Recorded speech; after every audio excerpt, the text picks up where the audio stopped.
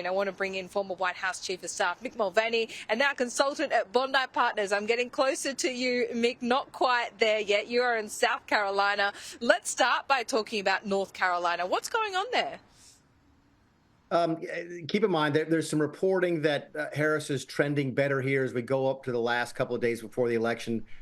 But I always take these late pollings with a very large grain of salt, Laura, because face it, both sides have sort of a political motivation to make the argument that they are trending in the right direction. So these polls are not as detailed, not as reliable as the polls you and I have been talking about the entire year. But yeah, they are fairly favorable to Harris. I've seen polls that are favorable to Donald Trump in Virginia, of all places. So there may be a late surprise. That's not unusual in our elections. I still don't feel it. I think like those 6 or 7 swing states you and I have been talking about for over a year are still the 6 or 7 swing states. And what trends are you seeing in those 6 or 7 states? Anything that's kind of raised alarm bells or otherwise to you, or is any unusual activity?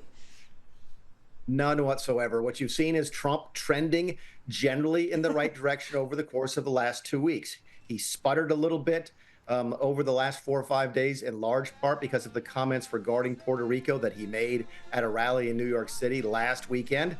But of course, then Joe Biden came in and gave Trump an assist by referencing all of Trump's supporters as garbage as well. So it's almost as if both campaigns are sort of stumbling to the finish here in the last 48 hours. The bottom line is this: there are no undecided voters left. In fact, there was a wonderful piece in the Wall Street Journal today from someone encouraging people that if you are still undecided, don't vote because you can't make up your mind and you shouldn't be voting. There are no undecided voters left. It's a question of who shows up in the next 48 hours. Keeping in mind, however, Laura, almost 75 million people, roughly a third of who will vote, have already voted.